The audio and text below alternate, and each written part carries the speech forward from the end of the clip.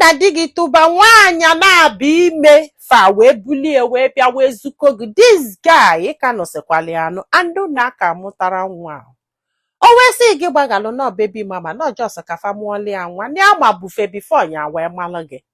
Ike gwụrụ m. Kedu ife kpata na ị ga-amasị ala ụmụ nwaanyị ịgba ndụ fa o? Mgbe ị ga-anụ nwaanyị je chọọ nwaanyị ọzọ nụba, mgbe ị lụsalụ nwaanyị afọ nke afọ ịlaiki nke afọ liligo bụ nke afọ ifili n'ọnya nwa bụ ezigbo mmadụ, now go back to nke gị na ya na-abụọ na-akwụbụ reject ya dụrọ mmụọ nụnụ jekwa na-elikwe ibon gị o.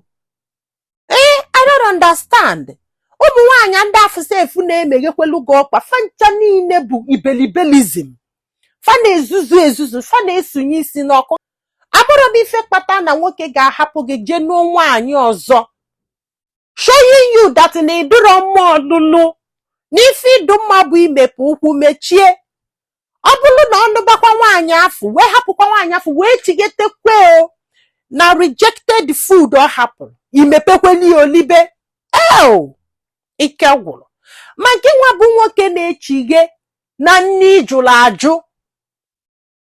ọsọsọ Chukwu ma ife ga-eme gị ebe afọ. From this kind of thing ka marriage na-ebido ịgbasa.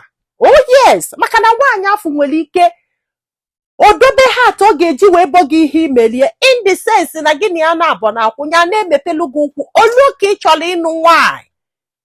Ọ bụrụ na ya nwa abụrụ anụ olili, kedu ife ọdụgụ ka ọ ga-eme gị? O nwere ike na-ata gị wholeheartedly, but ọ bụrụ gị nwa ka ọ na-atala ife ọ ga-eme gị ka ọ na-atala. Oh yes, maka na o nwere nwaanyị gị na ya na-abọ ga na-akwụ ịhapụ ya jee n'ụọ nwaanyị ọzọ, isikwa na ichigeta azụ na ọ ga-adụ happy with you. Ọ na-eme it's either not accept gị maka ego ị ga-enye ya, or not accept gị maka ịbọ gị ụgwọ ife imelie, or not do show na marriage gị gbasalụ to teach you a lesson. If I be a very big bad idea, don't do it. It's not okay.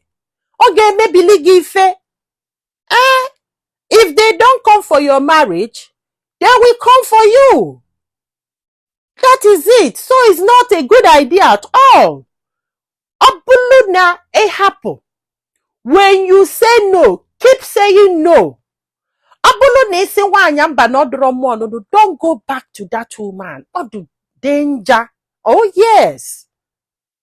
Mana ịgbalụ na ibon gị gụbụ unu na-echefu onwe unu. Asị na ụmụ nwoke na-anwụfusi na-adafusi na-eme. Ụfọdụ bụ unu nwaji aka unu egbu onwe unu.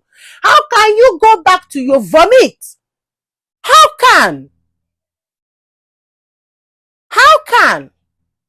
Manu na-eji n'ife nkwụ wee judge ndị be anyị. Daalụ nụ ka ọ dị n'ụbọchị ọzọ.